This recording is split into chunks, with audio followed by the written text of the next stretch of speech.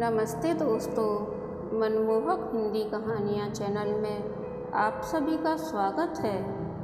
आज की हमारी कहानी है प्यार की निशानी। आपको हमारी कहानी पसंद आती है तो वीडियो को लाइक और चैनल को सब्सक्राइब जरूर कीजिएगा। अरे गिरीश, चल यार, आज मज़ा करेंगे। बार से बाहर निकलते समय मनोज गिरीश से बोला। अनिल भी उनके साथ था।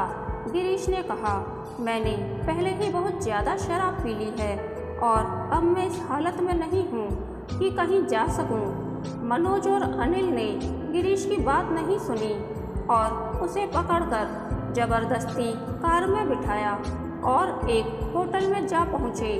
वहाँ पहुँचकर मनोज और अनिल ने एक कमरा ले लिया। उन दोनों ने पहले ही फ़ोन पर इंतज़ाम कर लिया था तो होटल का एक मुलाजिम उनके कमरे में एक लड़की को ले आया। मनोज ने उस मुलाजिम को पैसे दिए। वह लड़की को वहीं छोड़कर चला गया। वह एक साधारण लड़की थी। लगता था कि वह पहली बार इस तरह का काम कर रही थी, क्योंकि उसके चेहरे पर घबराहट के भाव थे। उसके कपड़े भी साधारण थे और कई जगह से फटे हुए थे। गिरीश उस लड़की के चेहरे को एकटक देख रहा था। उसे उसमें मासूमियत और घबराहट के मिले जुले भाव नजर आ रहे थे, जबकि मनोज और अनिल उसको केवल हवस की नज़र से देखे जा रहे थे। तभी मनोज लड़खड़ाता हुआ उठा और उसने अनिल व गिरीश को बाहर जाने के लिए कहा। वे दोनों बाहर आ गए। अब कमरे में केवल वह लड़की और मनोज थे। मनोज ने अंदर से कमरा बंद कर लिया। गिरीश को यह सब बिल्कुल भी अच्छा नहीं लग रहा था, लेकिन मनोज और अनिल ने इतनी ज़्यादा शराब पी ली थी कि उन्हें होश ही नहीं था कि वे क्या कर रहे हैं। काफ़ी देर हो गई तो गिरीश ने अनिल को कमरे में जाकर देखने को कहा। अनिल शराब के नशे में चूर था। लड़खड़ाता हुआ कमरे के दरवाजे पर पहुंचकर उसे खटखटाने लगा। काफ़ी देर बाद लड़की ने दरवाज़ा खोला। उस लड़की ने अनिल से कहा कि उसका दोस्त सो गया है, उसे उठा लो। नशे की हालत में चूर अनिल उस लड़की की बात सुनने की बजाय पकड़कर उसे अंदर ले गया और दरवाज़ा बंद कर लिया। गिरीश दूर बरामदे में बैठा यह सब देख रहा था। अनिल को भी कमरे में गए काफ़ी देर हो गई तो गिरीश ने दरवाज़ा खटखटाया। इस बार भी उस लड़की ने दरवाज़ा खोला। वह अब परेशान दिख रही थी। उसने गिरीश की तरफ देखा और कहा, बाबू, ये लोग कुछ कर भी नहीं रहे और मेरा पैसा भी नहीं दे रहे हैं। मुझे पैसे की ज़रूरत है और जल्दी घर भी जाना है। कहते हुए उस लड़की का गला बैठ सा गया। गिरीश ने लड़की को अंदर चलने को कहा और थोड़ी देर में उसे उसी होटल के दूसरे कमरे में ले गया। उसने जाते हुए देखा कि मनोज और अनिल शराब के नशे में चूर बिस्तर पर पड़े थे। गिरीश ने दूसरे कमरे में उस लड़की को बैठने को कहा। लड़की घबराते हुए बैठ गई। वह थोड़ा जल्दी में लग रही थी। गिरीश ने उसे पास रखा पानी पीने को दिया, जिसे वह एक सांस में ही पी गई। पानी पीने के बाद वह लड़की खड़ी हुई और गिरीश से बोली, बाबू, अब जो करना है जल्दी करो। मुझे पैसे लेकर जल्दी घर पहुंचना है। गिरीश को उसकी मासूम बातों पर हंसी आ रही थी।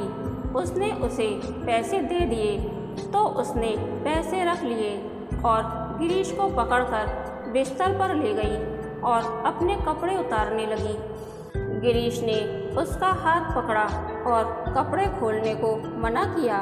लड़की बोली, नहीं बाबू, गौरी ऐसी लड़की नहीं है जो बिना काम के किसी से भी पैसे ले ले। मैं गरीब जरूर हूँ, लेकिन भीख नहीं लूँगी। गिरीश अब बोल नहीं पा रहा था। तभी गौरी ने गिरीश का हाथ पकड़ा और उसे बिस्तर पर ले गई। यह सब इतना जल्दी में हुआ कि गिरीश कुछ कर नहीं पाया। गौरी ने जल्दी से अपने कपड़े उतारे और गिरीश के भी कपड़े उतारने लगी। अब गौरी गिरीश के इतने नज़दीक थी कि उसके मासूम चेहरे को वह बड़े प्यार से देख रहा था। वह गौरी की किसी बात का विरोध नहीं कर पा रहा था।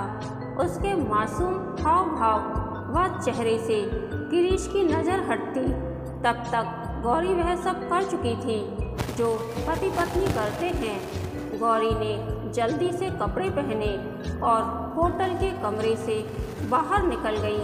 गिरीश अभी भी गौरी के ख्यालों में खोया हुआ था। समय बीतता गया, लेकिन गिरीश के दिमाग से गौरी निकल नहीं पा रही थी। एक दिन गिरीश बाजार में सामान खरीद रहा था। उसने देखा कि गौरी भी उसके पास ही की दुकान से सामान खरीद रही थी। गिरीश उसको देखकर खुश हुआ। उसने गौरी को आवाज़ दी तो गौरी ने मुड़कर देखा और फिर दुकानदार से सामान लेने में जुट गई। गिरीश उसके पास पहुंचा। गौरी ने गिरीश की तरफ कोई ध्यान नहीं दिया। गौरी ने सामान खरीदा और दुकान से बाहर निकल गई। कुछ दिन बाद गिरीश को गौरी फिर दिखाई दी। उस दिन गिरीश ने गौरी का हाथ पकड़ा और उसे भीड़ से दूर खींच कर ले गया और उससे उसकी पिछली बार की हरकत के बारे में पूछना चाहा तो गिरीश के पैरों की ज़मीन खिसक गई। उसने देखा गौरी का चेहरा पीला पड़ चुका था और वह बहुत कमज़ोर हो गई थी। उसने अपनी फटी चुनरी से अपना पेट छिपा रखा था, जो कुछ बाहर दिख रहा था। गौरी वहाँ से जाने के लिए गिरीश से जोर आजमाइश कर रही थी। गिरीश ने किसी तरह उसे शांत किया और भीड़ से दूर एक चाय की दुकान पर बिठाया। गिरीश ने गौर से गौरी के चेहरे की तरफ देखा तो उसका दिल बैठ गया। गौरी सचमुच बहुत कमज़ोर थी। गिरीश ने गौरी से उसकी इस हालत के बारे में पूछा तो पहले तो कुछ नहीं बोली, लेकिन गिरीश ने प्यार से उसके सिर पर हाथ फेरा तो वह रोने लगी। गिरीश कुछ समझ नहीं पा रहा था। गौरी ने अपने आंसू पोंछे और बोली, बाबू, मेरी यह हालत उसी दिन से है जिस दिन आप और आपके दोस्त मुझे होटल में मिले थे।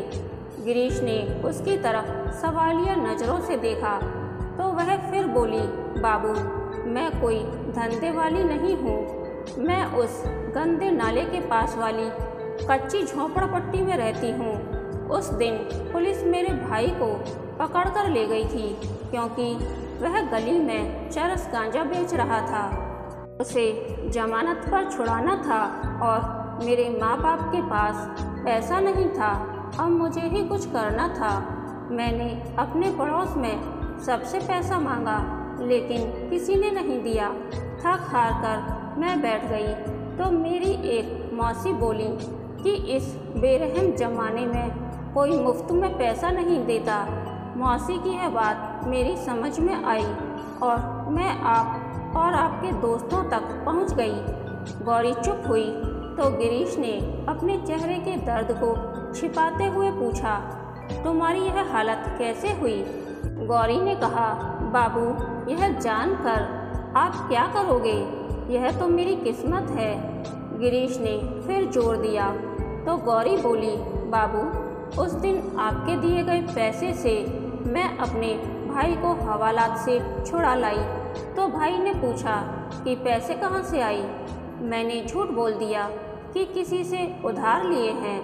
थोड़ी देर चुप रहने के बाद वह फिर बोली, बाबू, सबने पैसा देखा, लेकिन मैंने जो जिस्म बेचकर एक जान को अपने शरीर में आने दिया तो उसे सब नाजायज़ कहने लगे और जिस भाई को मैंने बचाया था वह मुझे धंधे वाली कहने लगा और मुझे मारने लगा। वह मुझे रोज़ ही मारता है। यह सुनकर गिरीश के कलेजे का खून सूख गया। इस सब के लिए वह खुद को भी कसूरवार मानने लगा। उसकी आंखों में भी आंसू छलक आए थे। गौरी ने यह देखा तो वह बोली, बाबू, इसमें आपका कोई कसूर नहीं है। अगर मैं उस रात आपको जिस्म नहीं बेचती तो किसी और को बेचती। लेकिन बाबू, उस दिन के बाद से मैंने अपना जिस्म किसी को नहीं बेचा।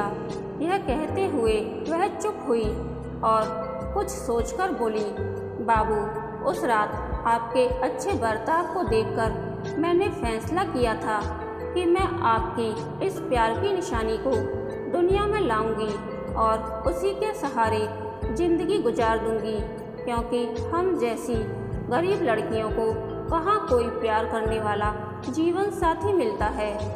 इतना कहकर गौरी का गला भराया वह आगे बोली, बाबू, यह आपकी निशानी है और मैं इसे दुनिया में लाऊंगी, चाहे इसके लिए मुझे मरना ही क्यों ना पड़े। इतना कहकर वह तेजी से उठी और अपने घर की तरफ चल दी। यह सुनकर गिरीश जैसे जम गया था। वह कहकर भी कुछ नहीं कह पाया। उसने फैसला किया कि कल वह गौरी के घर जाकर उससे शादी की बात करेगा। वह रात गिरीश को लंबी लग रही थी। सुबह गिरीश जल्दी उठा और बदहवास सा गौरी के घर की तरफ चल दिया। वह उसके मोहल्ले के पास पहुंचा तो एक जगह बहुत भीड़ जमा थी। वह किसी अनहोनी के डर को दिल में लिए भीड़ को चीर कर पहुंचा तो उसने जो देखा तो जैसे उसका दिल बाहर निकलने की कोशिश कर रहा हो। गौरी जमीन पर पड़ी थी, उसकी आंखें खुली थीं और चेहरे पर वही मासूम मुस्कुराहट थी। गिरीश ने जल्दी से पूछा कि क्या हुआ है, तो किसी ने बताया कि गौरी के भाई ने उसे चाकू से मार दिया है, क्योंकि सब गौरी के पेट में पल रहे बच्चे की वजह से उसे बेइज्जत करते थे। गिरीश पीछे हटने लगा। अब उसे लगने लगा था कि वह गिर जाएगा। तभी पुलिस का सायरन बजने लगा तो भीड़ छटने लगी। गिरीश पीछे हटते हुए गौरी को देख रहा था। उसका एक हाथ अपने पेट पर था और शायद वह अपने प्यार को मरते हुए भी बचाना चाहती थी। उसके चेहरे पर मुस्कुराहट ऐसी थी जैसे उन खुली आँखों से गिरीश को कहना चाहती हो, बाबू, यह तुम्हारे प्यार की निशानी है, पर इसमें तुम्हारा कोई कसूर नहीं है। गिरीश पीछे मुड़ा और अपने घर पहुंचकर रोने लगा। वह अपने आप को माफ़ नहीं कर पा रहा था, क्योंकि अगर वह कल ही उससे शादी की बात कर लेता तो शायद गौरी जिंदा होती। बारिश होने लगी थी, बादल जोर से गरज रहे थे। वे भी गौरी के प्यार के लिए रो रहे थे।